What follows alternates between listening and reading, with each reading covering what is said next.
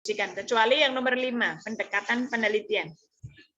Nanti yang pendekatan penelitian insya Allah di pertemuan berikutnya. Oke, tapi yang hari ini kita mendiskusikan latar belakang masalah, perumusan masalah, dan kajian pustaka. Oke ya, kita lihat permasalahan. Permasalahan penelitian dan literatur review. Nah, nampaknya kebesaran.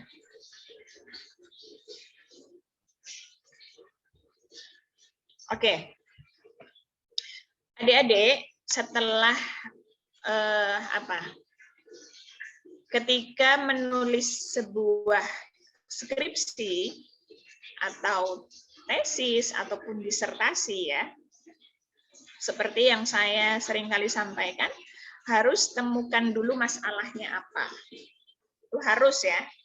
Kalau tidak ada masalah, ya jangan diteliti, kira-kira begitu ya. Orang nggak ada masalahnya, makanya adik-adik harus menemukan masalah. Itu kunci utama. Oke, ketika membuat proposal apa saja sebetulnya ya, adik-adik nih angkatan sekarang kan jadi Dema ya. Ketika Dema ingin membuat sebuah kegiatan, misalnya ada bazar atau ada ya acara-acara besar ya, tapi tidak punya dana, yang kemudian akhirnya membuat proposal. Tentunya diawali dengan latar belakang masalah. Apa yang melatar belakangi kegiatan itu penting untuk dilakukan, kan begitu ya? Dia harus menjelaskan latar belakang masalah. Apa itu latar belakang masalah? Uraian yang berisi tentang hal-hal yang menyebabkan pentingnya atau mendesaknya sebuah penelitian itu dilakukan. Jadi, apa sih sebetulnya yang menyebabkan judul penelitian Anda itu perlu untuk dilakukan? Itu apa alasannya? Gitu ya. Jadi latar belakang masalah itu dulu penting level S1 ya, karena memang masih belajar itu. Latar belakang masalah itu terlalu bertele-tele, gitu ya. Terlalu prolognya itu terlalu kepanjangan. Misalnya nih, saya tanya sama Sylvia, kenapa pakai kerudung hitam? Nah, harapan yang bertanya, jawabannya kan singkat, padat, jelas, langsung menukik pada permasalahan. Bukan yang kemudian pas saya tanya, Sylvia kenapa pakai kerudung pink? Saya nggak mau alasannya itu, jawaban dari pertanyaan si penanya tentunya pinginnya singkat, padat, jelas. Bukan kemudian gini jawabannya, kenapa pakai kerudung dengan warna bla bla bla bla. Terus dijawab sama Lastri misalnya atau Ulfia ya. Soalnya kan begini, di Islam itu kita diwajibkan menutup aurat. Ini kan terlalu jauh ya prolognya. Harusnya kan mungkin saya pakai kerudung biru karena ya biar ini aja, biar stylish gitu ya. Biar sesuai dengan bajunya, karena baju saya memang warnanya biru dan seterusnya ya. Bukan yang kemudian jawabannya, karena kan Islam mewajibkan perempuan menutup aurat. Sementara aurat perempuan itu seluruh tubuh, kecuali muka dan telapak tangan. Nah, karena semua organ tubuh perempuan itu aurat, kecuali muka dan telapak tangan, saya menutupnya dengan menggunakan kerudung. Nah, karena warna kerudung itu sangat banyak, ada hijau, kuning, biru, saya memilih biru. Nah, ini kan terlalu panjang. Ya, terlalu panjang. Sama halnya dengan banyak juga proposal-proposal yang di level S1 ya, karena memang masih belajar. itu seringkali mengawali prolognya ya di latar belakang masalah. Al-Quran merupakan kitab suci yang menjadi pedoman umat manusia secara keseluruhan.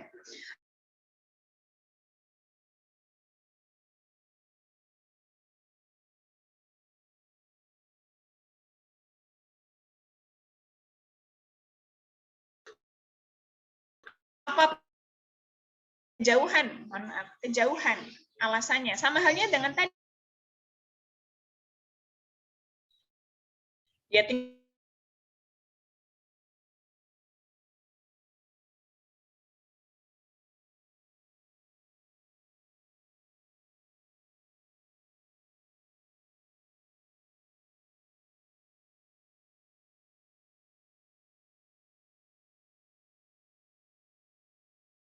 jawab Islam merupakan itu terlalu kejauhan. Nah, harapan saya nanti adik-adik ketika membuat latar belakang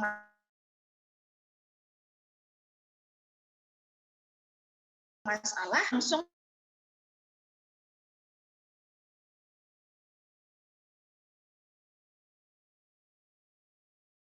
masalah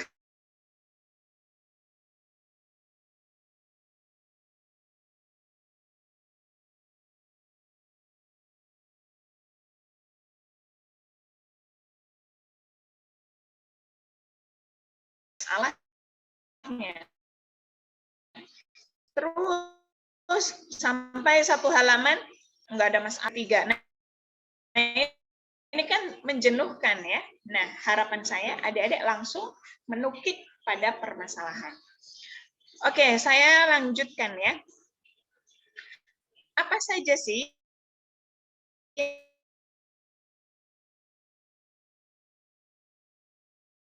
yang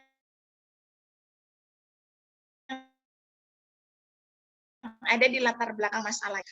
Jadi adik-adik itu gambar masalah-masalahnya itu di awal. Terlalu jadi langsung menukik masalah yang ada kan masalah ya.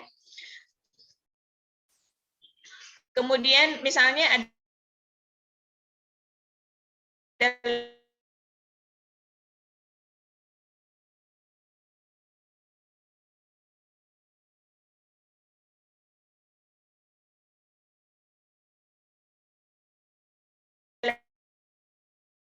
lagi adik-adik harus menjelaskan masalah-masalahnya terlebih dahulu.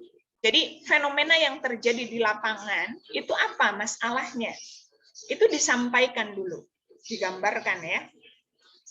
Nah, setelah digambarkan baru setelah digambarkan ya, misalnya di fakta-fakta yang menunjukkan adanya kesenjangan masalah ini sampai 1,5 halaman misalnya ya. Nah, setelah itu baru ada perdebatan akademik mengenai fenomena yang akan diteliti. Gitu ya. Perdebatan akademik ini tidak harus pro dan kontra, tidak harus. Yang penting bagaimana respon atau tanggapan tokoh-tokoh yang ahli di bidang itu merespon adanya masalah yang sudah adik-adik sebutkan di awal. Gitu ya. Jadi adanya masalah-masalah nih. Ya, adanya masalah-masalah. Nah, dari masalah tersebut kan tentunya ada respon dari tokoh-tokoh. Ada yang merespon A atas fenomena itu ya. Ada yang merespon B, ada yang merespon C dan seterusnya. Itu namanya perdebatan akademik. Nah, itu harus ada di dalam latar belakang. Ketika tidak ada, berarti ada item yang tidak disampaikan sama adik-adik. Biasanya nanti di ujian misalnya, di dalam latar belakang Anda tidak digambarkan bagaimana perdebatan akademik. Mohon dilengkapi. Misalnya kira-kira begitu ya. Jadi, item yang harus ada dalam latar belakang masalah itu, yang pertama, fakta-fakta yang menunjukkan adanya masalah. Jadi adik-adik harus gambarkan masalah. Ya, masalah-masalahnya itu apa? Kalau ingin meneliti tentang moderasi beragama, kira-kira masalahnya apa yang kemudian penting untuk kita menggali bagaimana penafsiran ayat-ayat Al-Quran mengenai ayat-ayat moderasi beragama, kan begitu. Baru kemudian perdebatan akademik, bagaimana pro dan kontra, atau tidak harus pro dan kontra ya, bagaimana respon atau tanggapan tokoh-tokoh terhadap masalah ini. Jadi sudah disebutkan nih, ada masalah A, B, C, D, E. Nah, pendapat para tokoh-tokoh itu di dalam respon masalah A, B, C itu gimana? Itu yang harusnya disampaikan oleh adik-adik. Begitu ya. Nah, baru nanti di poin ketiga, argumen pentingnya tema tersebut diangkat menjadi objek penelitian. Jadi, karena pandangan para tokoh ini kan tentunya berbeda-beda ya, beda kepala pasti beda pandangan. Nah, dengan adanya perbedaan pandangan para tokoh inilah yang kemudian, misalnya ya, contohnya ya, argumen pentingnya tema tersebut diangkat. Misalnya ya, dari pandangan yang sangat beragam mengenai dalam merespon masalah-masalah tadi ya yang sudah disebutkan oleh adik-adik semua di awal tadi. Jadi adanya ragam pandangan di dalam merespon isu bla bla bla itu memantik ya, memantik penulis untuk mengkaji lebih mendalam sebetulnya bagaimana sih penafsiran ayat-ayat tentang moderasi beragama. Misalnya begitu ya. Jadi diakhiri dengan argumen pentingnya tema tersebut diangkat menjadi objek penelitian dan pentingnya masalah tersebut untuk dipecahkan. Kira-kira begitu. Jadi latar belakang masalah itu nggak perlu panjang-panjang ya. Sebetulnya 3 halaman setengah itu sudah cukup. Terkadang teman-teman kita itu, kakak tingkat ya, itu ada yang sampai 10 halaman, 9 halaman. Jadi ambiar gitu ya, tidak langsung menukik pada permasalahan. Dan kita kadang sebagai pembaca, baca halaman 1 nggak nemuin masalahnya. Masih prolog ya, Al-Quran merupakan kitab suci, terus Nabi Muhammad sebagai utusan yang membawa risalah Islam, itu kan terlalu apa ya, nggak langsung menukik pada permasalahan. Nah, itu mohon dihindari oleh adik-adik semua ya. Saya berikan contoh misalnya ya, ini ada disertasi.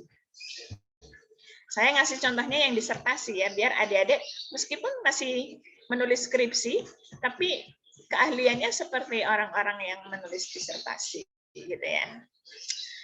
Oke, judulnya tentang negara, tafsir, dan seksualitas, judulnya ya.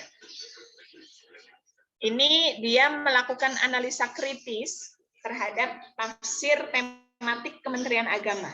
Adik-adik sebetulnya bisa melakukan analisa kritis ya, terhadap produk-produk tafsir, termasuk produk tafsir Kementerian Agama.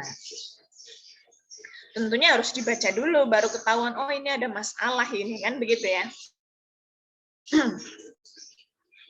Oke, jadi sebetulnya dia itu ingin melakukan analisa kritis terhadap produk tafsir Kementerian Agama, yakni tafsir tematik yang isinya tentang tafsir tematik yang seksualitas ya. Oke, coba kita lihat ya latar belakangnya. Tafsir tematik Kementerian Agama kan sudah ada versi PDF-nya ya, jadi adik-adik bisa download. Jadi nggak ada ceritanya, Bu, saya rumahnya jauh dari perpustakaan gitu. Setahu saya ini sudah ada versi PDF-nya, tafsir Kemenak ya. Oke, di dalam latar belakang di sini sang penulis ya. Nih, diawali dengan begini. Kan dia ingin melakukan analisa kritis terhadap penafsiran tematik Kementerian Agama tentang seksualitas, gitu ya, tentang gender. Dia awali dengan begini. Peranan negara melalui Kementerian Agama turut terlibat dalam kajian Al-Quran dan tafsir di Indonesia sejak tahun 1960 hingga saat ini. Begitu ya. Jadi peran negara melalui Kementerian Agama ya. Kementerian Agama itu bagian daripada peran negara ya. Peran negara melalui Kementerian Agama itu terlibat dalam menghasilkan produk-produk tafsir. Tentunya dari tahun 1960 sampai sekarang. Gitu ya. Nah, intinya itu di paragraf awal ya. Jadi negara itu melalui Kementerian Agama turut terlibat dalam menghasilkan produk-produk kitab tafsir. Oke ya. Jadi kan di sini langsung ya, langsung menukik pada permasalahan, tidak berpanjang kalam di awalnya ya, tidak bertele-tele, tapi langsung bahwa peran negara melalui Kementerian Agama terlibat ya dalam menghasilkan produk tafsir. Oke, di paragraf kedua, dibandingkan dengan negara-negara Muslim lainnya, Kementerian Agama adalah yang paling produktif dalam menerbitkan produk tafsir. Apa saja? Ada tafsir ringkas, ada tafsir tahlili, ada tafsir tematik, gitu ya. Dan juga ada seputar ulumul Quran. Jadi di paragraf kedua itu menggambarkan produk-produk tafsir yang dihasilkan oleh Kementerian Agama, dalam hal ini juga negara ya, negara ikut terlibat. Oke, di paragraf ketiga dia sampaikan dari sekian tema yang dibahas, salah satu tema yang nampaknya paling intens dan banyak dibahas adalah tentang seks, seksualitas. Jadi dari sekian tafsir tematik, tafsir tema ya, yang sering kali dibahas, kan banyak serinya ya, ada banyak seri itu. Itu yang sering kali dibahas itu adalah pembahasan tentang seks dan seksualitas. Gitu ya. Nah, dia sampaikan tema ini tidak hanya dibahas dalam tafsir Al-Quran tematik, tapi juga ada tafsir ilmi. Nah, ini disampaikan. Pada bagian tafsir tematik, isu seksualitas dibahas dalam 9 seri. Jadi ada 9 volume, berarti kan ada 9 buku ya, dengan jilid yang tebal, itu membahas aspek seks dan seksualitas, berarti tentang gender. Ya. Sementara di tafsir ilmi ini ada 3 seri, berarti ada 3 volume. Dari 16 seri, berarti kan seringkali membahas tentang tema seks dan seksualitas. Oke ya, berarti itu sudah langsung menukik pada permasalahan. Oke, terus masuk lagi di paragraf berikutnya. Keberagaman tema dan besarnya intensitas tema seksualitas yang dibahas dalam produk tafsir Kementerian Agama menunjukkan bahwa hal tersebut merupakan isu yang urgent dan menarik.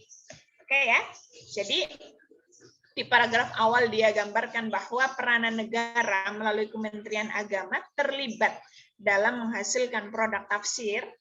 Jadi langsung ya. Kemudian paragraf kedua dia gambarkan produk tafsirnya apa saja yang dihasilkan oleh Kementerian Agama.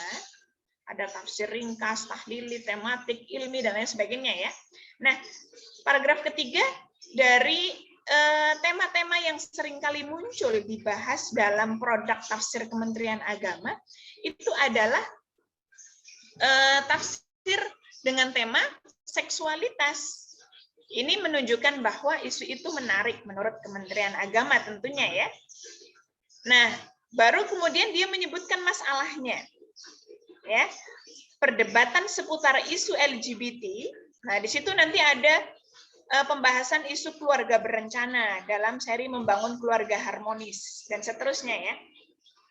Baru nanti disampaikan masalah-masalahnya. Misalnya nih di sini, ketika membahas tentang kepemimpinan perempuan di Kerajaan Saba, ya, dalam Qiyas An-Naml, tafsir tematik Kementerian Agama menggambarkan kisah tersebut sebagai argumentasi ketundukan perempuan terhadap laki-laki. Berarti kan ini bias ya, bias gender.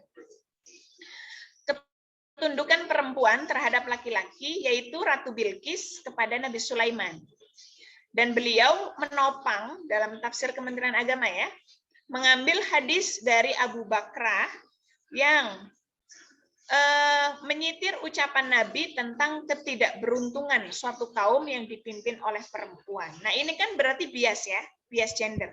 Jadi didapati ada penafsiran Kementerian Agama yang bias nih. Jadi ketika membahas tentang kepemimpinan perempuan, dia mengambil ayat tentang yang surah An-Naml itu ya.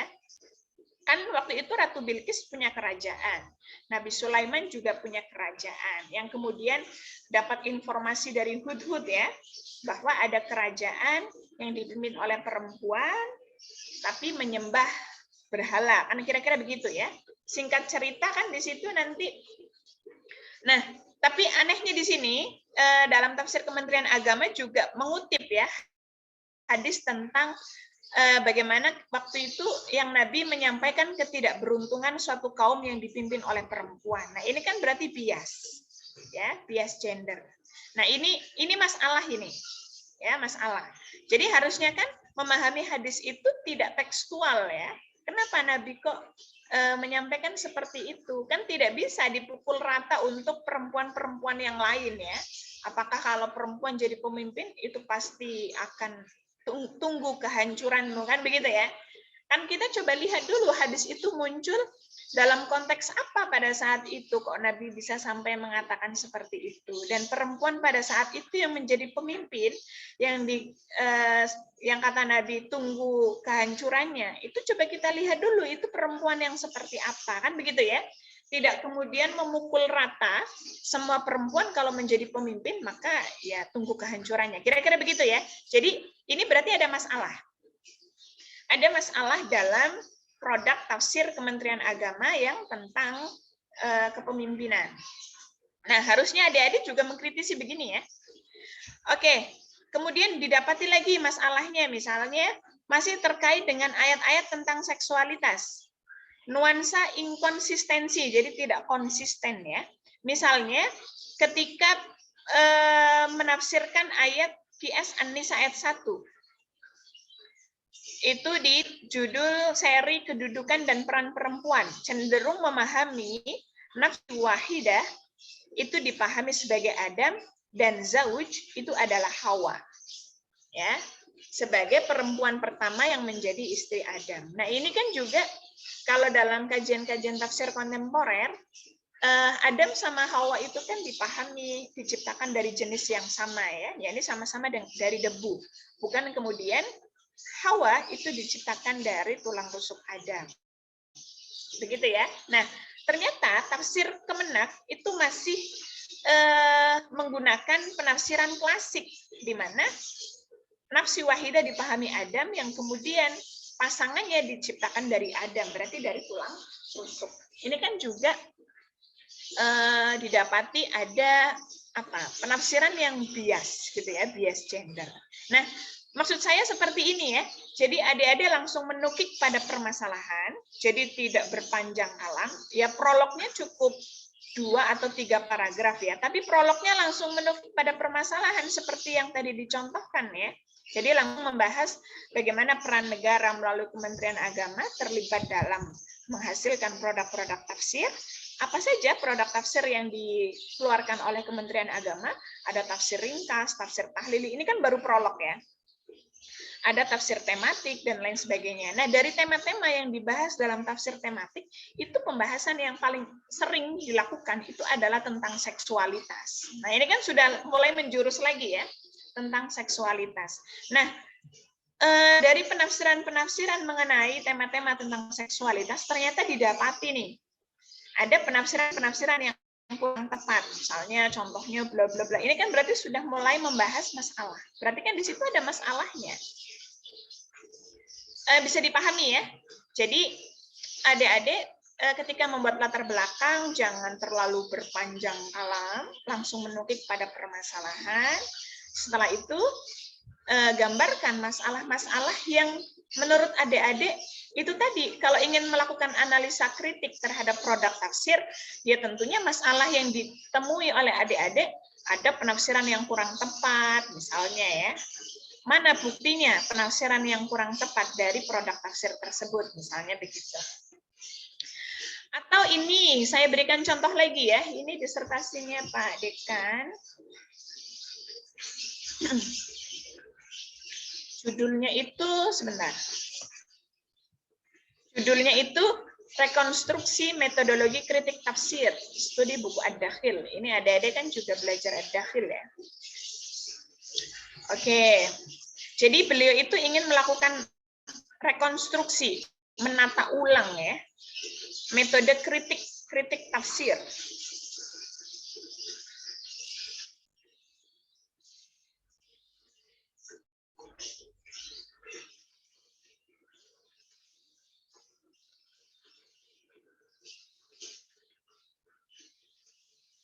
Oke, sebentar di latar belakang misalnya ya.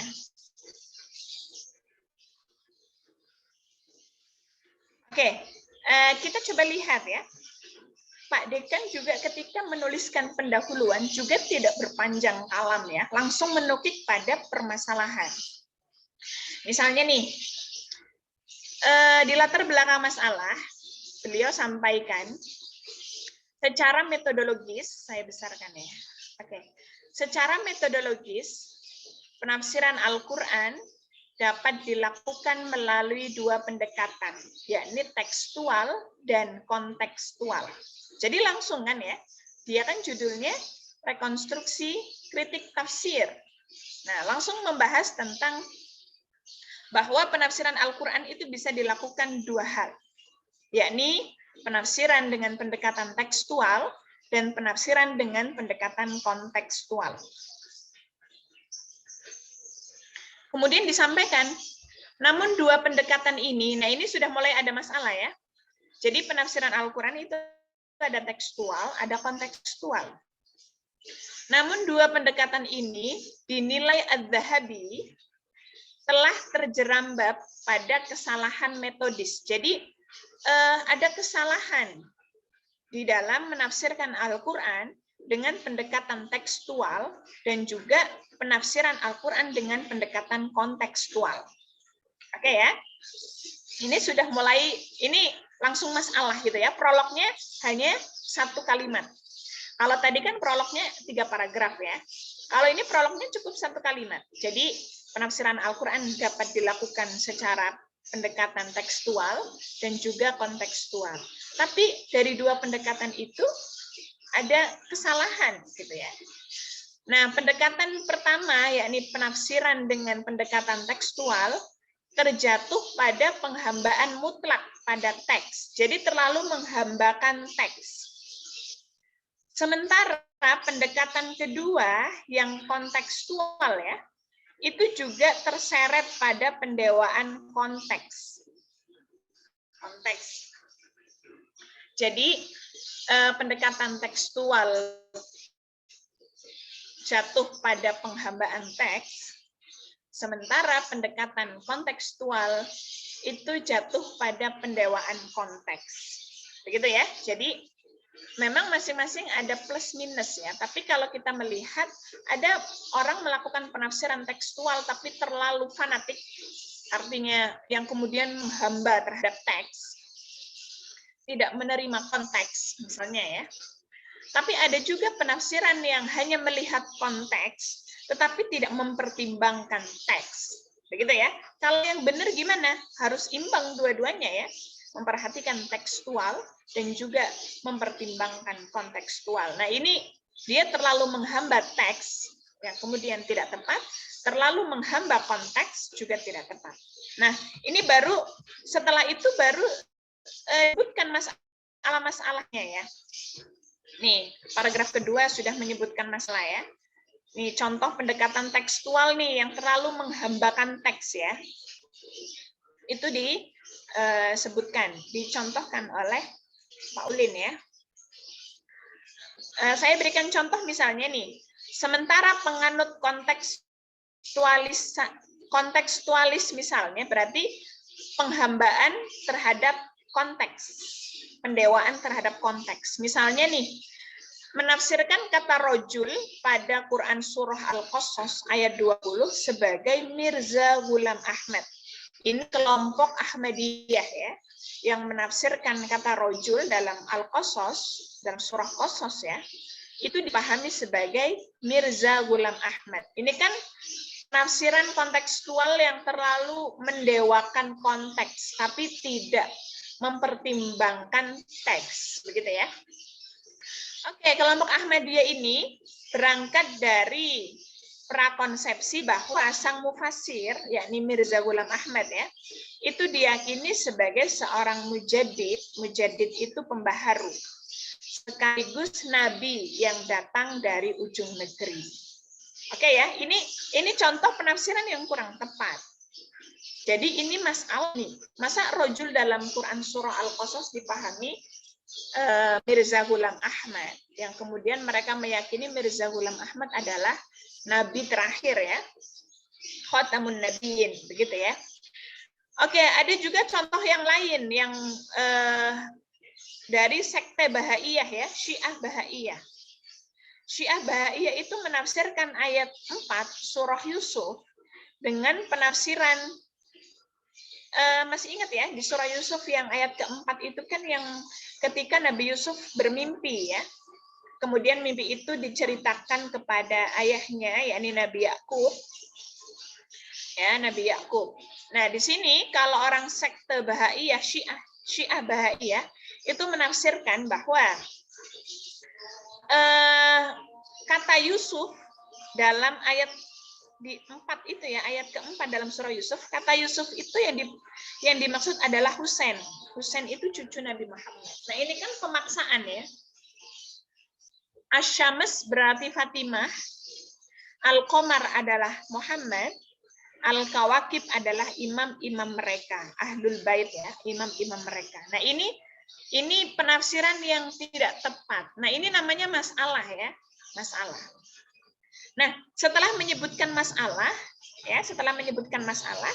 baru nanti di paragraf berikutnya, berangkat dari fenomena penafsiran seperti di atas, muncullah beberapa kelompok kritikus yang mencoba menganalisa. Nah, ini yang tadi perdebatan akademik. Jadi bagaimana tokoh-tokoh yang ahli di bidang itu ya, tentunya ini lagi ngomongin tafsir, ya bagaimana tokoh-tokoh tafsir yang ahli di bidangnya tentunya, itu merespon adanya permasalahan-permasalahan ini nih. Masa Yusuf dipahami Husain, Kawakib dipahami imam-imam mereka, Ahlul Bait, dan lain sebagainya ya. Ini kan ada masalah nih, mereka menafsirkan tidak tepat, terlalu menghambakan ya, terlalu mendewakan konteks misalnya. Nah kemudian bagaimana respon ya, bagaimana respon para tokoh-tokoh tafsir di dalam menanggapi permasalahan-permasalahan ini nih, permasalahan penafsiran yang kurang tepat. Misalnya ada Muhammad Abduh, itu bagaimana pandangannya. Ini namanya perdebatan akademik ya. Amin Al-Khulli, bagaimana pendapatnya. Ini nanti di bawah ya. Ini misalnya ya, ada Muhammad Hussein Toba-Tobai, bagaimana juga mengkritisi penafsiran Al-Quran yang bernuansa dan berbasis pada keilmuan mufassir. Nah, ini kan berarti perdebatan akademik ya. Jadi bagaimana Hussein Toba-Tobai itu mengkritisi penafsiran-penafsiran yang ada itu kurang tepat. Seperti yang tadi dicontohkan ya. Ada Husain Az-Zahabi, ada ya ini Husain Az-Zahabi ya. Kalau tadi Toba-Tobai ya, Husain Az-Zahabi juga mengkritisi ya dengan karyanya Al-Israiliyat fit Tafsir wal Hadits. Oke, ada juga Abu Syahbah, ini tokoh-tokoh ya. Ada juga Fazlur Rahman mengkritik kecenderungan penafsir yang memperlakukan ayat-ayat Al-Quran secara tidak menentu. Ini kan berarti perdebatan akademik ya. Muhammad Arkon mengajak melakukan kritik penafsiran sebab penafsiran klasik telah mengalpakan analisis kritis terhadap teks dan lain sebagainya ya. Jadi ini namanya perdebatan akademik. Dari sini bisa dipahami ya. Jadi adik-adik ketika membuat latar belakang masalah, gambarkan dulu gitu ya.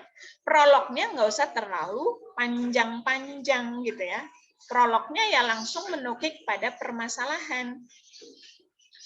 Langsung kemudian sampaikan masalah-masalahnya apa nih. Kalau tadi kata dalam disertasi itu ada penafsiran yang kurang tepat, baik itu penafsiran tekstual maupun kontekstual. Nah, bentuk kesalahannya di mana nih? Itu disebutkan. Nah, itu namanya masalah ya, masalah-masalahnya. Baru nanti bagaimana respon tokoh-tokoh tafsir di dalam merespon isu tersebut, di dalam merespon masalah tersebut, adanya permasalahan penafsiran yang kurang tepat. Nah, bagaimana respon para mufasir, para tokoh tafsir merespon adanya permasalahan-permasalahan yang ada. Itu namanya perdebatan akademik. Nah, namanya perdebatan akademik ini kan pastinya antara satu orang dengan orang yang lain berbeda-beda ya. Seperti yang tadi kita baca di disertasinya Pak Dekan. Az-Zahabi mengatakan apa, Husain Toba-Tobai mengatakan apa, Abu Syubah mengatakan apa. Nah, dari banyak perbedaan pandangan itulah yang kemudian penulis, nah ini namanya argumen ya, argumen pentingnya tema tersebut diangkat. Nah, dari ragamnya pandangan-pandangan tersebut tentunya memantik penulis ya untuk mengkaji lebih dalam sebetulnya bagaimana metodologi kritik tafsir yang tepat gitu ya di dalam membaca yang akan dijadikan sebagai alat ukur ya untuk melihat produk-produk kitab tafsir. Itu namanya argumen pentingnya tema tersebut diangkat menjadi objek penelitian. Dari sini bisa dipahami ya bagaimana latar belakang masalah itu?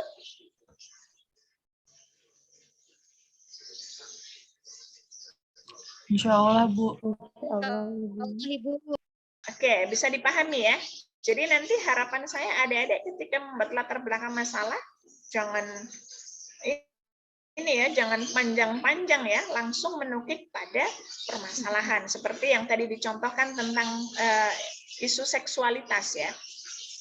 Di tafsir Kementerian Agama itu juga langsung menukik, tidak membahas kepanjangan ya yang tadi saya contohkan ya. Al-Qur'an merupakan kitab suci yang menjadi pedoman umat di dunia, umat Islam di dunia sebagaimana dalam firman Allah. Nah, itu kepanjangan. Ya sama halnya dengan adik-adik kalau ingin menonton, wah ada film baru tuh di bioskop misalnya ya. Kamu udah nonton trailernya enggak? Misalnya kan begitu. Nah, trailer itu kan cuplikan-cuplikan singkat yang menarik tentunya ya. Sama halnya dengan latar belakang masalah. Kalau trailer dalam film itu sudah terjawab semua, ya adik-adik, wah kayaknya nggak menarik sih filmnya, kan begitu ya. Sama halnya dengan latar belakang masalah, kalau adik-adik tidak mengemas dengan kemasan yang menarik di latar belakang masalah, ya pembaca itu nggak tertarik membaca tulisannya adik-adik semua ya. Karena orang baca judul, yang dilihat dulu, emang masalahnya apa ya dari judul itu. Kita baca latar belakangnya, kan begitu ya. Oke, saya lanjutkan ya. Oh, di slide sudah saya kasih contoh ya, nanti adik-adik baca sendiri ya. Oke, kalau ini contohnya yang moderasi ya. Jadi, oke, saya nggak apa-apa, saya sampaikan dulu ya. Kalau di sini contohnya yang di slide ya, bahwa moderasi beragama adalah solusi bagi tindakan ekstremisme dan terorisme. Jadi di paragraf awal intinya, dia menyampaikan bahwa moderasi beragama itu solusi atas tindakan ekstrim dan teroris. Terus disebutkan ya, ilmuwan-ilmuwan siapa saja yang seringkali mengkampanyekan pentingnya moderasi beragama karena dia menjadi solusi ya. Oke, di paragraf kedua, di Indonesia seperti Abdurrahman Wahid. Nah, adik-adik kalau menulis ilmiah nama misalnya nih Abdurrahman Wahid kan kiai, kita harus taat sama beliau, harus sopan. Kita tambahin kiai haji. Nah, kalau dalam penelitian ilmiah itu gelar-gelar tidak disebutkan ya. Jadi di sini Abdurrahman Wahid, Nurholis Majid juga nggak ada gelarnya, sebutkan gelar. Apalagi haji itu nggak disebutkan ya dalam penelitian ilmiah. Kalau disebutkan pasti nanti akan diminta menghapus ya. Oke, di Indonesia nama-nama seperti Abdurrahman Wahid, Nurholis Majid, Azumardi Azra, ini cendekiawan Muslim yang seringkali mengkampanyekan moderasi beragama. Oke ya, ini mas prolog, tapi nggak masalah. Tapi prolognya itu nggak terlalu panjang gitu ya. Tapi prolog itu sudah langsung menukik pada permasalahan. Oke, selain itu juga berbagai kesempatan Menteri Agama juga seringkali mengkampanyekan pentingnya moderasi beragama. Oke, itu saya langsung saja ya. Di paragraf ketiga, di sini disebutkan kendati implementasi moderasi beragama itu sangat penting, namun masalahnya, nah ini harus disampaikan masalahnya ya. Namun masalahnya pada tataran praktis, seruan mempraktikkan moderasi beragama ini masih menghadapi banyak tantangan. Jadi memang moderasi beragama itu menjadi solusi terbaik ya untuk tindakan ekstremisme dan terorisme. Tapi ternyata ada masalahnya di dalam menerapkan moderasi beragama. Masalahnya apa? Ada tantangan secara eksternal, ada tantangan secara internal. Itu digambarkan. Ini berarti masalah ya. Tantangan secara internal misalnya, ada penafsiran yang tidak tepat terhadap teks-teks agama. Jadi ada sekelompok tertentu yang memahami ayat-ayat Al-Quran itu tidak tepat. Jadi di sini disebutkan adanya misunderstanding, ya. Jadi ada miss di situ, pemahaman yang tidak tepat di dalam memahami ayat-ayat Al-Quran, sehingga sikap mereka jadi teroris, sikap mereka jadi radikal, kira-kira begitu ya. Ini kan berarti masalah. Terus digambarkan contohnya ya. Contoh nyata dari kekeliruan itu adalah penafsiran ayat-ayat jihad yang dipahami oleh sebagian kelompok. Nah ini kan namanya masalah ya. Oke, ini contoh saja ya. Ini untuk latar belakang masalah. Jadi saya harapkan adik-adik nanti ketika membuat latar belakang masalah, tidak usah berpanjang kala, jangan bertele-tele. Boleh ngasih prolog, tapi prolognya langsung menukik pada permasalahan. Tidak yang prolognya jauh di ujung sana ya, yang membahas tentang Al-Quran merupakan kitab suci. Nah itu jangan, terlalu kejauhan ngomongin tentang Al-Quran kitab suci. Jadi langsung menukik pada judul penelitian Anda saja gitu ya. Oke, selain itu juga, misalnya nih adik-adik meneliti perspektif tafsir Quraish Shihab, atau meneliti perspektif tafsir Al-Munir karya Wahbah Az-Zuhaili. Nah, harusnya adik-adik itu di dalam latar belakang disampaikan alasan mengambil kitab tafsir itu apa. Nah, karena ini judulnya Perspektif Mufassir Nusantara, maka ya di sini harus disampaikan dalam latar belakang. Kenapa dipilih Mufassir Nusantara? Bukan Mufassir Timur Tengah misalnya. Itu disampaikan alasannya ya. Nah, di sini disebutkan setidaknya ada dua alasan. Pertama, para mufassir Indonesia tidak kalah hebat dengan mufassir Timur Tengah. Dan seterusnya ya, disebutkan alasan-alasannya. Bentuk tafsir-tafsir Indonesia itu tidak kalah hebat. Coba bentuk realnya apa?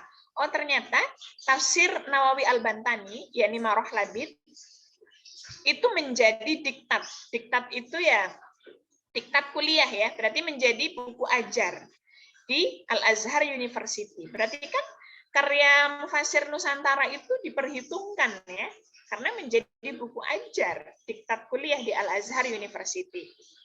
Ada juga tafsir Hamka dan Quraish Shihab, yakni Al-Azhar dan Al-Misbah. Ini juga menjadi rujukan yang otoritatif bagi para pengkaji Al-Quran di dunia internasional, terutama di di negara-negara Asia Tenggara dan seterusnya ya. Jadi alasan pemilihan kitab tafsir itu harus disebutkan di dalam latar belakang masalah. Oke, sebelum saya lanjut, ada pertanyaan?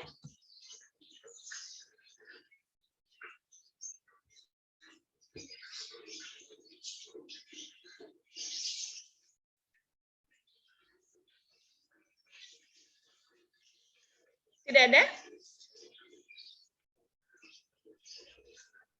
Insya Allah lanjut dulu, Ibu. Oke, lanjut ya, bisa dipahami ya. Oke, itu untuk latar belakang masalah ya.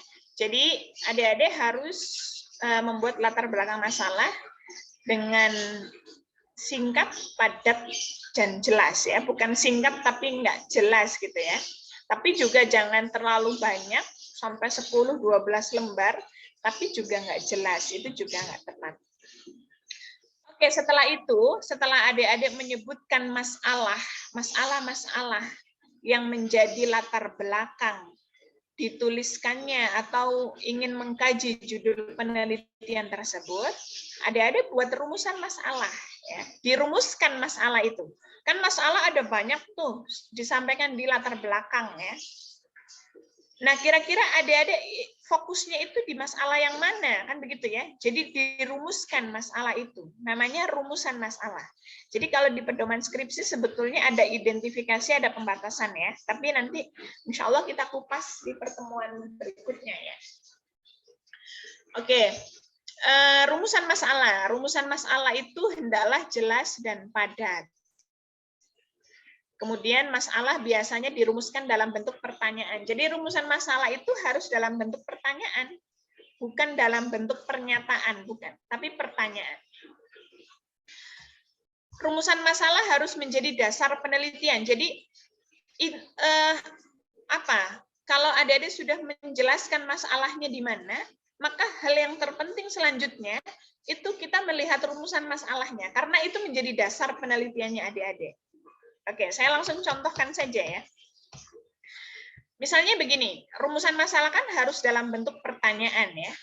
Jadi setelah adik-adik gambarkan masalah dalam latar belakang masalah, adik-adik harus membuat rumusan masalah, dan rumusan masalah ini adik-adik semua. Jadi adik-adik itu intinya ya mencari data untuk dua pertanyaan ini, gitu ya.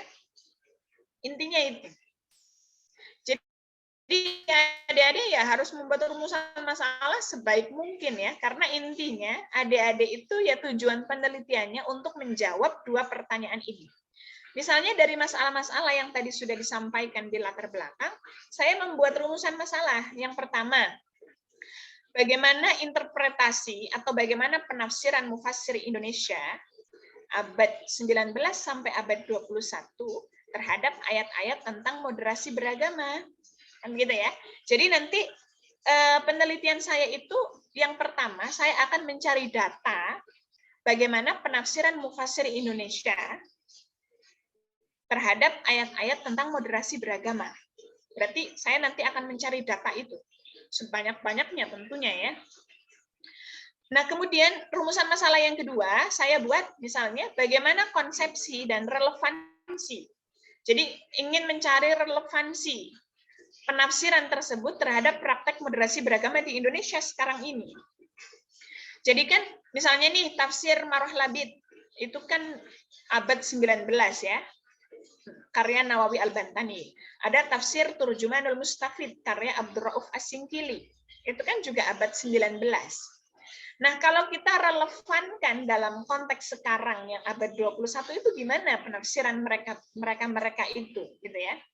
Atau misalnya ada kitab tafsir di abad 21 seperti Quraisy Shihab.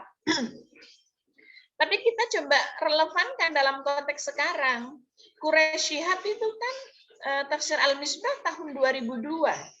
Sementara sekarang tahun 2022, sudah 20 tahun kemudian gitu ya. Apakah bagaimana penafsiran itu direlevankan dalam konteks sekarang yang di tahun 2022. Kira-kira begitu ya.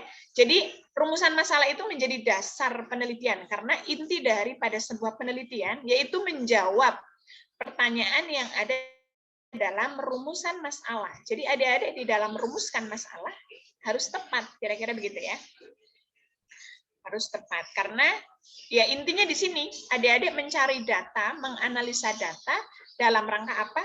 Menjawab pertanyaan yang ada di rumusan masalah. Jadi adik-adik harus membuat rumusan masalah dan rumusan masalah itu ya hendaklah menggunakan bahasa yang jelas dan padat, dirumuskan dalam bentuk pertanyaan, dan rumusan masalah ini menjadi dasar dari sebuah penelitian. Karena itu tadi, ya, jadi penelitian itu ya dalam rangka menjawab pertanyaan yang ada di rumusan masalah. Kalau adik-adik membuat rumusan masalah ada 10, Ya kebanyakan ya. Kebanyakan untuk level skripsi itu kebanyakan. Karena berarti adik-adik harus menganalisa 10 pertanyaan itu. Ya 2-3 sudah cukup ya. Oke, itu rumusan masalah. Ada yang mau ditanyakan dari rumusan masalah?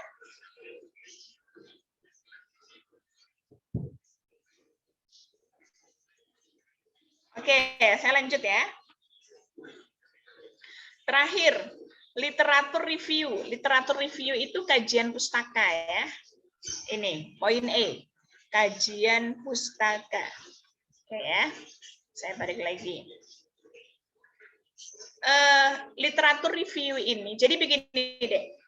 Dalam kajian pustaka, itu adik-adik semua harus menampilkan penelitian-penelitian sebelumnya yang mirip dengan kalian semua. Misalnya nih, Ulfiah Hasanah meneliti tentang moderasi.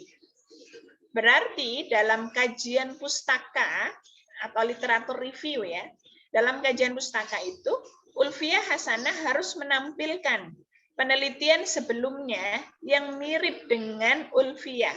Jadi harus mencari data-data penelitian yang sama-sama membahas moderasi beragama. Begitu ya, itu namanya kajian pustaka atau literatur review.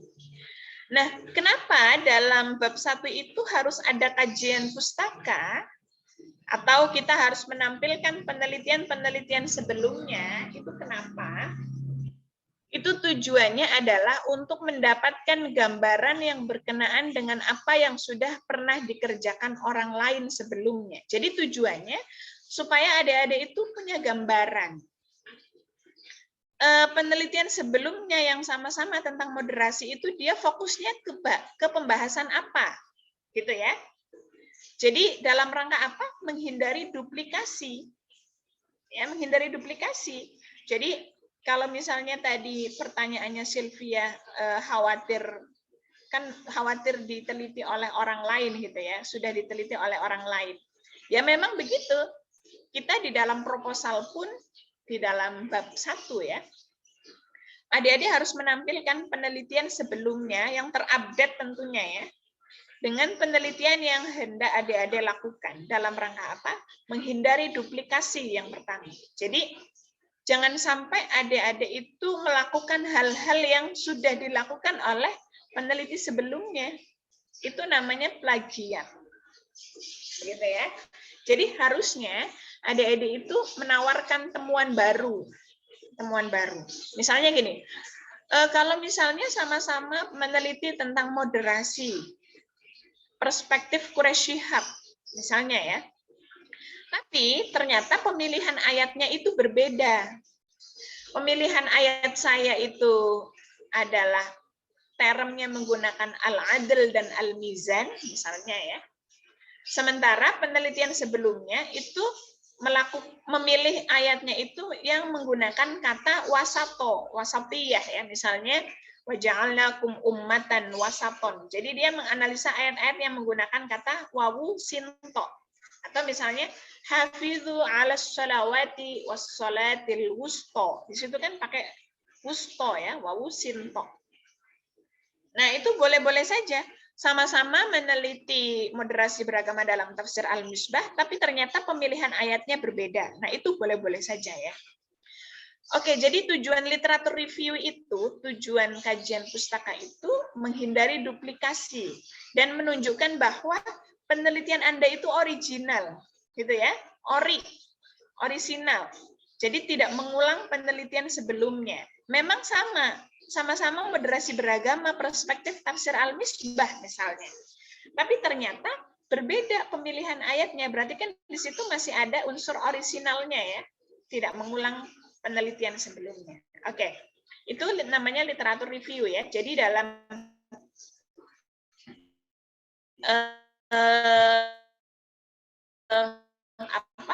proposal nanti ada aspek kajian pustian sebelumnya yang mirip dengan penelitian Anda, tentunya yang paling terupdate, gitu ya.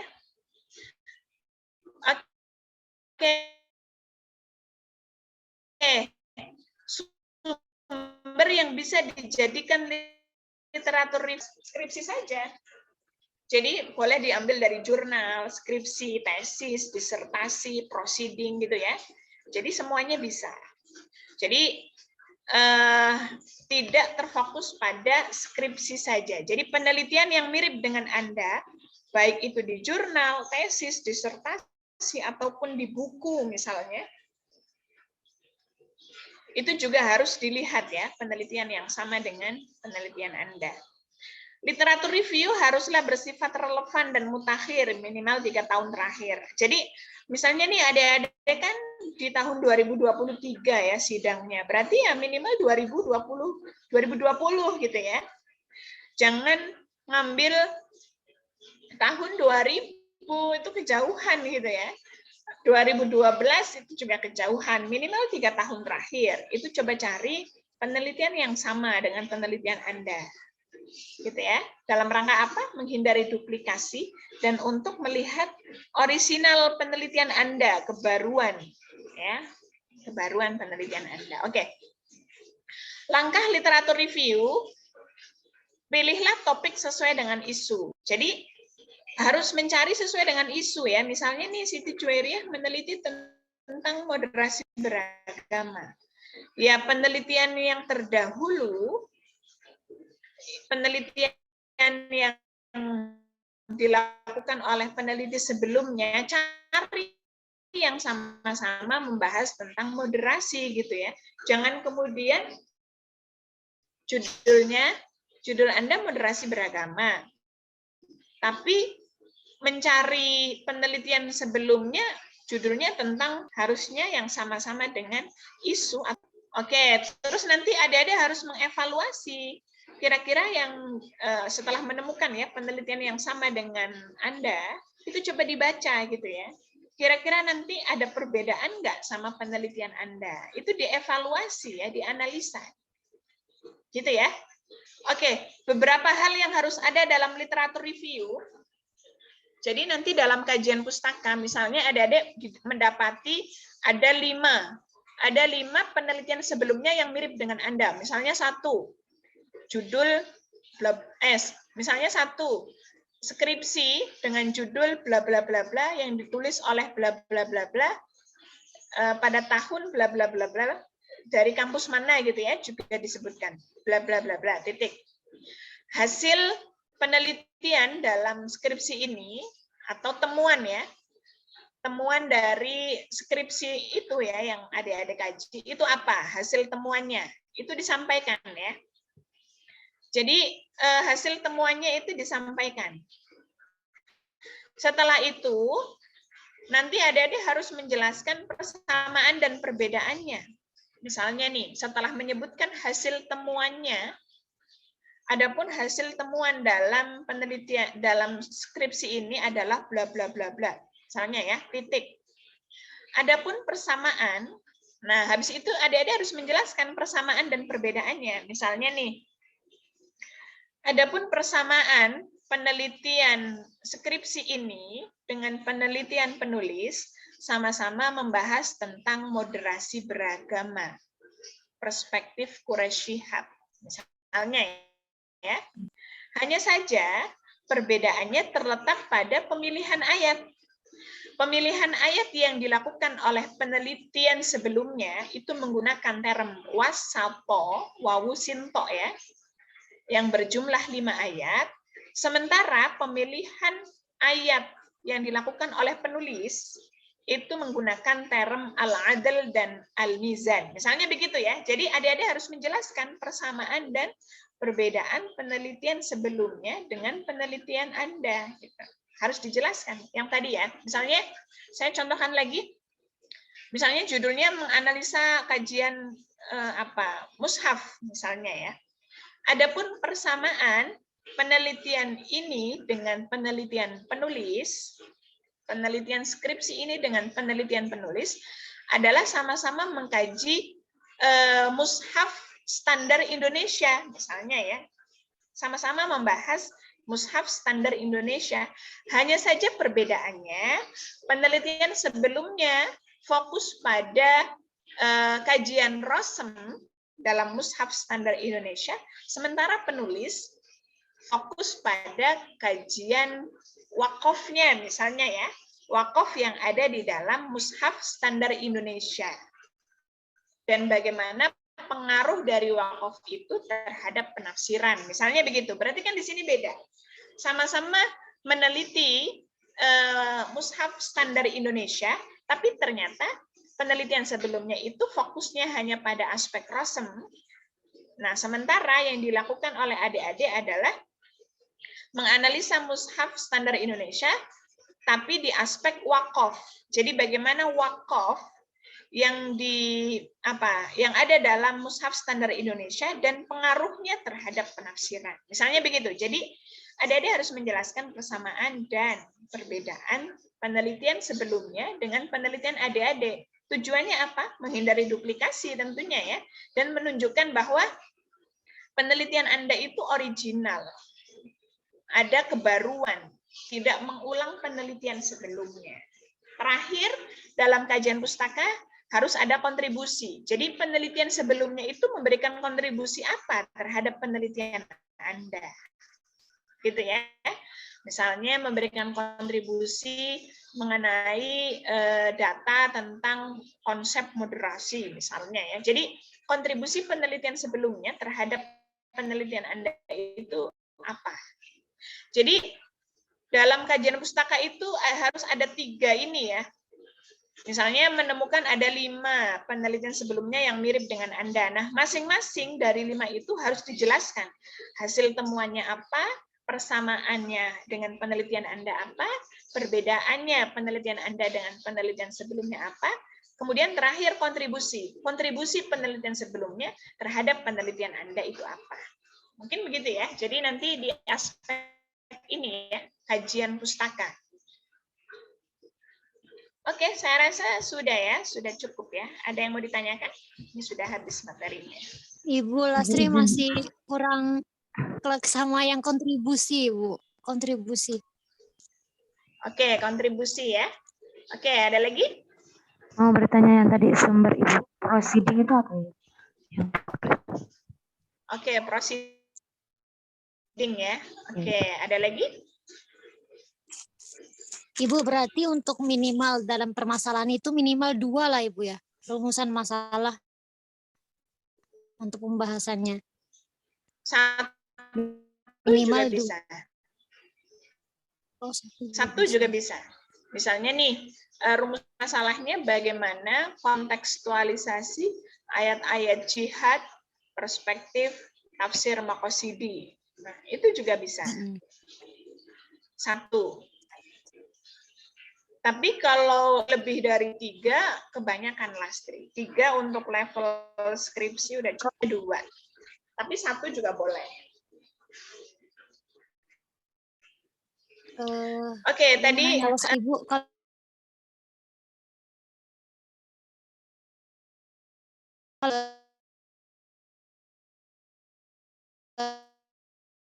dan itu dalam bahasanya itu kita juga cantumin pendapat ahli lain buat menguat gitu. Boleh nggak Ibu? Atau pembandingan gitu? Boleh, boleh. Jadi nanti misalnya nih Lastri meneliti penafsiran Quraisy Shihab, menganalisa ya, mengkritisi misalnya ya, penafsiran Quraisy Shihab. Nah, Lastri kalau mengkritisi penafsiran Quraisy Shihab harusnya kan punya data. Misalnya nih contohnya, Lastri mengkritisi si A itu kurang ganteng, misalnya ya. Tentunya Lastri kan punya data sebagai tolak ukur.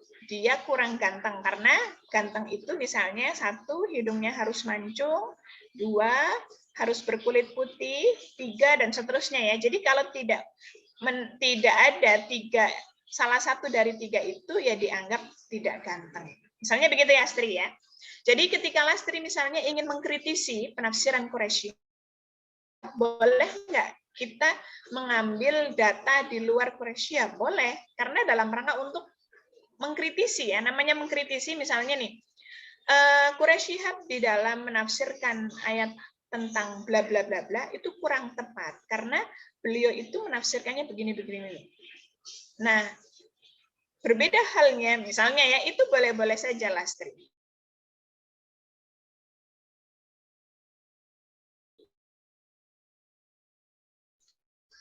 Kementerian Agama di dalam menafsirkan tadi itu ya tentang kepemimpinan perempuan, dia mengutip hadis tentang bahwa apa tadi? Kehancuran ya, menunggu kehancuran ketika pemimpin itu dipegang oleh perempuan. Nah, kita mengkritisi itu kurang tepat hadisnya. Karena menurut siapa misalnya ya, Albani misalnya ya. Nah, ini kan berarti kita mengambil pendapat di luar yang ada di Kementerian Agama. Itu boleh-boleh saja. Oke, pertanyaan pertama tadi apa ya, Lastri?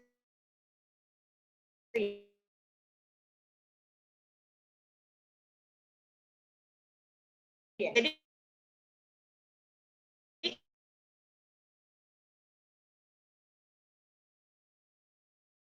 kalau kontribusi itu, jadi bukan kontribusi untuk Anda ya, tapi untuk penelitian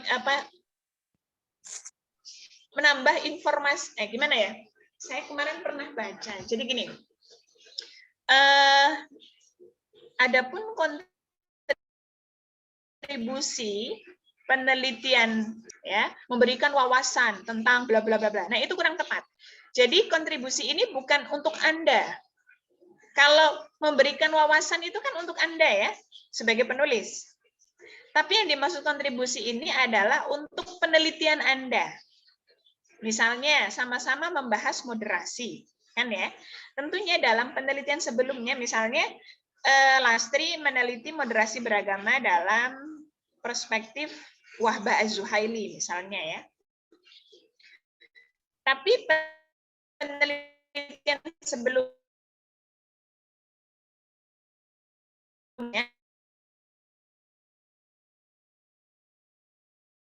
kontribusi penelitian sebelumnya informasi misalnya ya tentang bagaimana pandangan Quraisy Shihab mengenai ayat-ayat wasatiyah misalnya begitu.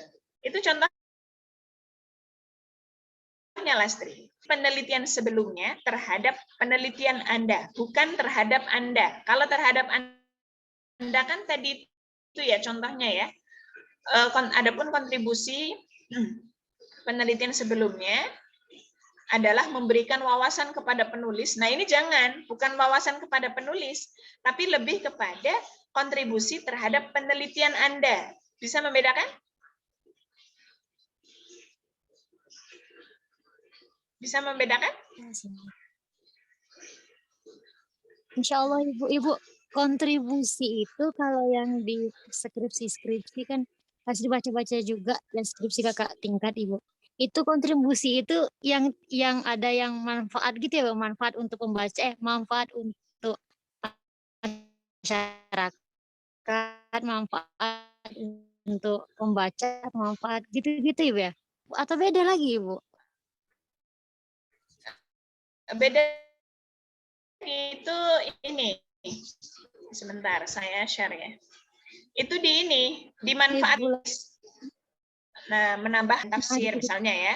Manfaat secara praktis, manfaat untuk para pembaca, untuk masyarakat, untuk Kementerian Agama misalnya ya. Kalau ada tadi mengkritisi produk tafsir Kementerian Agama, ya ini sebagai bahan evaluasi untuk Kementerian Agama untuk menghasilkan produk-produk tafsir yang ramah gender misalnya begitu ya.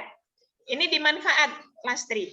Kalau di kajian pustaka tadi kontribusi penelitian sebelumnya terhadap penelitian Lastri. Kalau dimanfaat untuk secara keseluruhan ya kepada pembaca, kepada masyarakat, atau misalnya mengkritisi mengkritisi kualitas bacaan di lembaga-lembaga tahfidz misalnya. Berarti kan itu sebagai bahan masukan untuk lembaga tahfidz itu supaya para guru-gurunya ya itu mungkin harus menghadirkan orang yang ahli di bidang tajwid misalnya yang kemudian akhirnya guru-guru yang ada di lembaga tersebut mengaji Al-Qur'an sesuai dengan standar yang seharusnya. Kira-kira begitu. Itu namanya manfaat. Kalau yang kajian pustaka tadi kontribusi itu kontribusi penelitian sebelumnya terhadap penelitian Lastri. Begitu ya. Kan beda ya? Beda nggak? masih bingung Ibu, kayak kontribusi antara yang sebelumnya sama penelitian yang masih sekarang gitu. Bingungnya di mana? Kontribusi. Ibu Ya, mungkin nanti paham sih. Oke. Gini, kalau manfaat, iya, manfaat itu kontribusi, betul. Cuma kontribusi ini untuk menulis tentang moderasi beragama perspektif Quraisy Shihab itu memberikan kontribusi kepada para pembaca agar memahami betul atau kepada sekelompok tertentu supaya memahami ayat-ayat moderasi itu tepat. Gitu kan? Itu untuk masyarakat secara keseluruhan. Atau misalnya yang tadi tentang gender. Kontribusi yang ditawarkan oleh Lastri memberikan evaluasi sebagai bahan evaluasi untuk Kementerian Agama supaya di dalam memunculkan atau menghasilkan produk tafsir itu yang ramah gender, gitu ya, tidak melakukan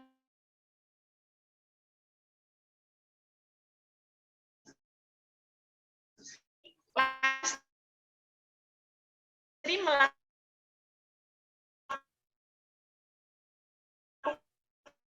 sebuah penelitian tentang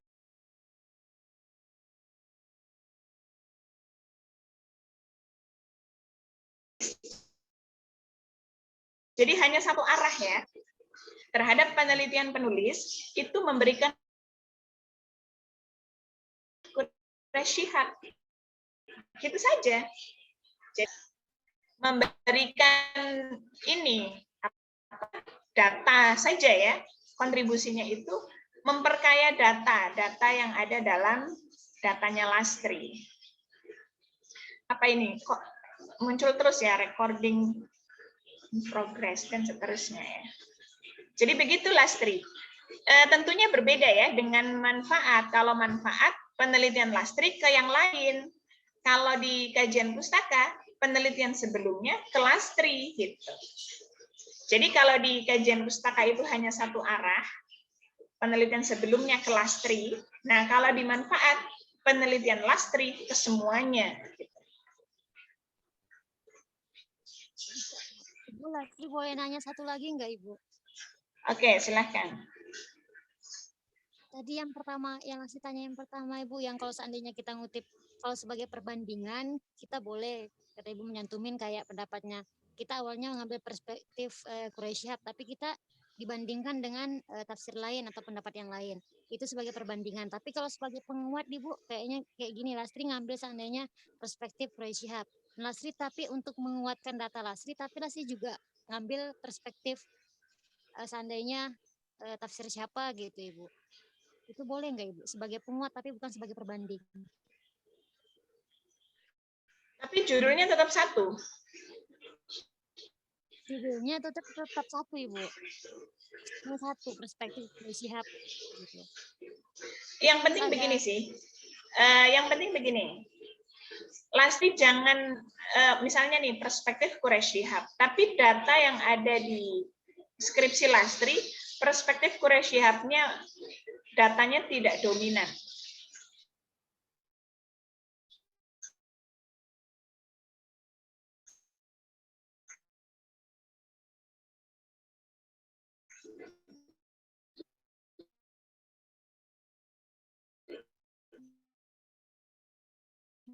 Gitu ya. Jadi jangan, ya namanya juga perspektif Quraisy Shihab. Tentunya yang sedang disoroti Quraisy Shihab.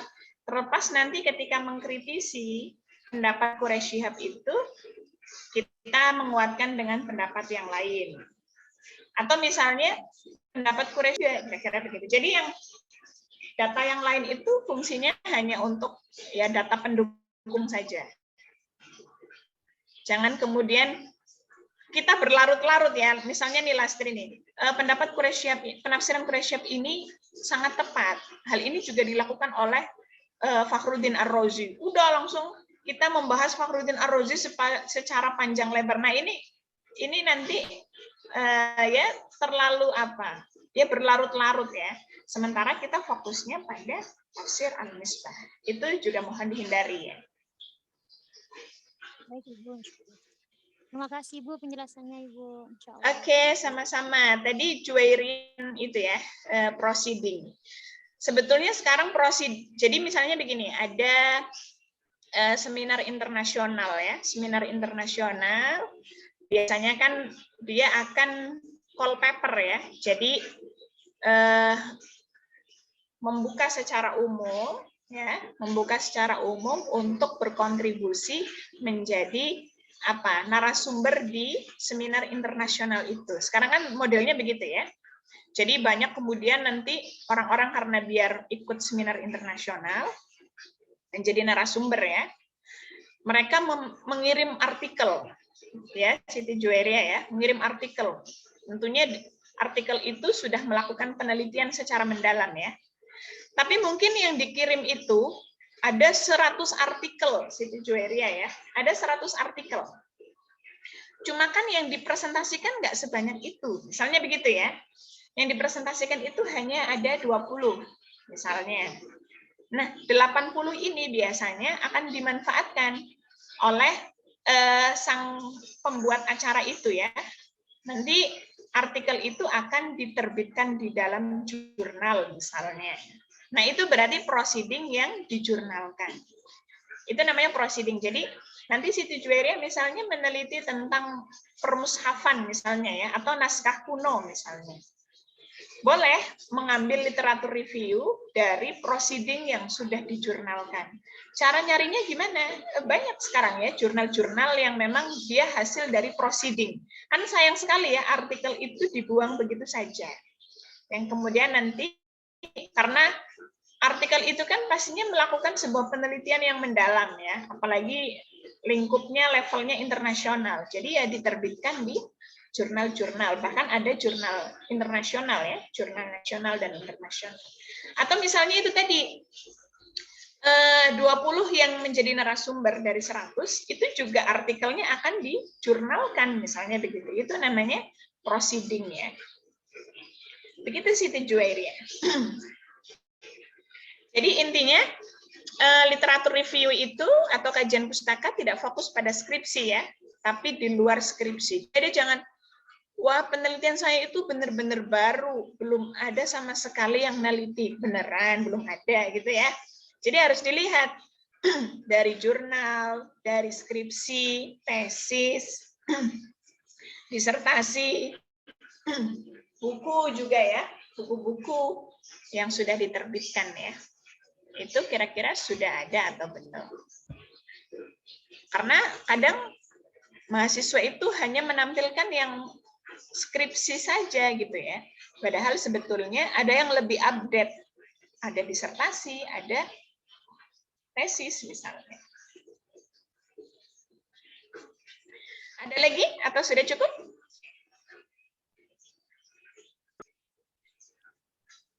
Insyaallah cukup, Ibu. Cukup ya?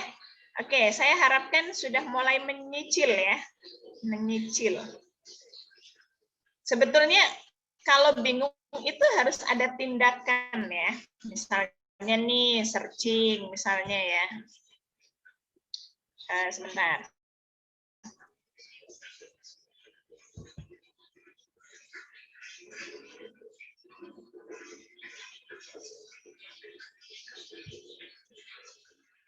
Kan sekarang itu misalnya nih sekarang lagi rame ya. Indra Kens ya namanya ya, yang trading itu, Binomo. Ya, Ibu. Yang Crazy Rich. Nah, ya. Jadi adik-adik juga harus mengikuti isu-isu aktual juga ya. Sebenarnya saya nggak begitu mengikuti ya, cuma karena muncul di HP. Jadi akhirnya mau nggak mau saya baca gitu ya. Tapi bagus juga untuk adik-adik itu sebagai akademisi tafsir merespon isu-isu yang ada gitu ya. Oke. Jadi saya biasanya kalau ingin menelaah ya, mengamati penelitian saya itu sudah banyak yang melakukan belum sih? Saya kadang tinggal ketik saja moderasi. Kok besar semua ya? Karena sekarang kan penelitian itu semuanya sudah online ya. Jadi adik-adik tinggal duduk manis, ditemani kopi, menghadap laptop, itu sudah ketemu semua gitu ya. Beda zaman saya S1 dulu harus masuk ke perpus satu ke perpus yang lain ya, karena semuanya belum berbasis teknologi. Moderasi beragama dalam tafsir Al-Misbah misalnya ya, sudah ada belum sih? Saya seringkali tambahkan PDF jurnal di belakangnya. Maka di sini yang dalam bentuk di repositori itu akan muncul. Misalnya ini di Uinsuka, repositori Uinsuka ya. Ini ada nih dalam konteks Khazanah Tafsir Indonesia, Tafsir Al-Misbah ya. Ini juga sudah ada nih di Uinsuka, unsur-unsur moderasi beragama dalam Tafsir Al-Misbah. Nah ini berarti sudah ada. Ada juga moderasi beragama perspektif Hasbi Asyidiki. Jadi tentunya dengan keyword-keyword yang berbeda ya. Misalnya moderasi beragama sudah. Tapi kita kepoin ya, klik dalamnya. Kira-kira yang sudah diteliti menggunakan pemilihan ayat yang kita teliti enggak sih? Misalnya ya, kitab penelitian sebelumnya itu pemilihan ayatnya menggunakan wasatiyah ternyata. Tapi kan saya ingin meneliti term al-adl atau al-mizan misalnya. Makanya ada harus dibaca satu-satu ya. Atau misalnya menggunakan keyword yang lain misalnya ya, atau wasatiyah. Kira-kira ada enggak? Misalnya ya, ternyata ada konsep wasatiyah Muhammad Quraish Shihab. Nah, ini cukup banyak. Di IKI Jakarta juga ada nih, repositori IKI Jakarta ya, wasatiyah dalam Al-Quran. Studi tafsir Al-Misbah mungkin ya. Nah, ini dikepoin ya, dibaca satu persatu. Itu langkah pertama ya. Jadi biasanya saya buka di, kita ketik dengan keyword, tentunya keywordnya jangan satu ya. Misalnya tadi itu moderasi beragama, kita pakai wasatiyah, atau misalnya pakai tasamuh misalnya, tasamuh. Tapi belakangnya tetap ada PDF jurnal ya. Nah, di sini ternyata sudah ada nih toleransi beragama menurut M. Quraish Shihab dalam tafsir Al-Misbah ya. Membangun tasamuh. Ini untuk mengecek ya, mengecek penelitian kita itu sudah ada apa belum, atau misalnya nih adik-adik klik Google Scholar. Google itu sekarang semua penelitian artikel-artikel yang online itu semuanya terindeks pada Google Scholar. Jadi adik-adik cari di Scholar itu sudah ada semua, atau Google Cendekia sama ya. Nih misalnya tentang moderasi beragama. Nanti keluar semua yang nulis moderasi beragama dalam tafsir.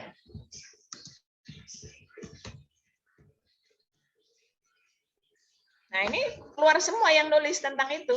Ada ini judul pertama, moderasi beragama perspektif Hasbi Asyidiki, Hamka, dan Quraish Shihab.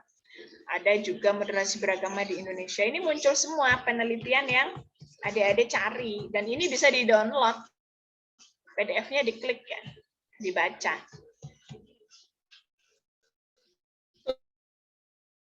Itu sampai 1, 2, 3, ini banyak. Semua penelitian yang sama. Moderasi wasatiyah, karena kan Pak Quraish Shihab punya karya sendiri ya. Maksudnya bukan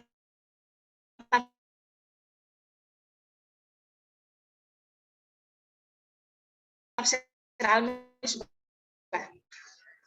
Beragama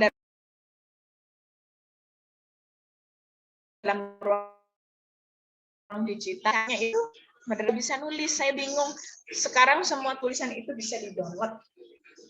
Misalnya nih ada meneliti tentang kajian naskah.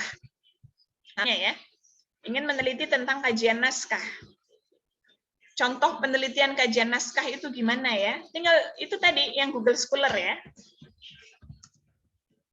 Google Scholar. Bisa berbasis orang ya, berbasis orang. Misalnya nih Siti Juwairiyah, saya itu ingin mengkaji naskah manuskrip misalnya ya. Nah, biasanya yang mengkaji naskah itu siapa nih? Misalnya ada Ali Akbar ya. Ali Akbar. Tapi mungkin karena namanya banyak ya, yang dari Bait Quran ya. Nah, ini kita bisa melihat tulisannya orang-orang gitu ya. Nah, ini ada Dr. Ali Akbar. Ini beliau pegiat ya. Peneliti tentang kajian-kajian mushaf di Nusantara. Ini kan ada nih manuskrip Al-Quran dari Sulawesi Barat, kajian beberapa aspek kodikologi. Ini juga meneliti tentang aspek kaligrafi dan iluminasi Quran di Banten, mushaf Banten ya, tapi menggunakan bahasa Inggris. Manuskrip Al-Quran di Thailand. Ini kalau adik-adik tertarik dengan kajian manuskrip kuno ya, misalnya kayak Lastri pernah WA ya, jadi ingin mengkritisi mushaf kuno. Ini coba baca tulisannya Ali Akbar ya, ini banyak. Hazanah Mushaf Kuno Nusantara, Mushaf Sultan Ternate tertua di Nusantara. Itu kalau berbasis nama ya. Selain Ali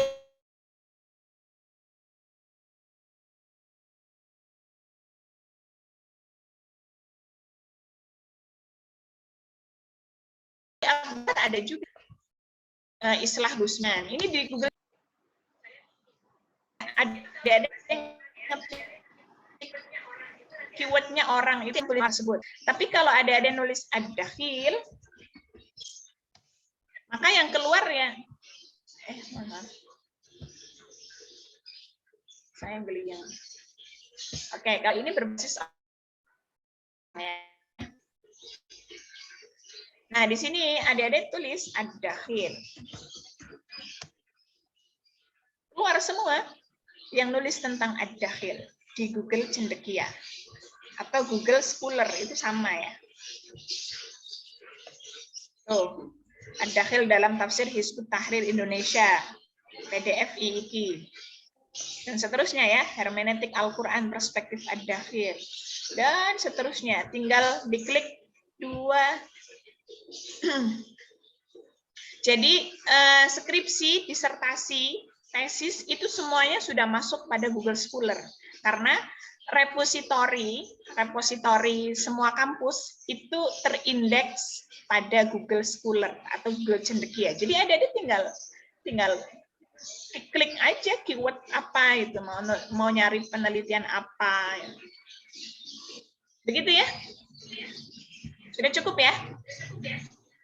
Nanti habis ini dicoba-coba ya.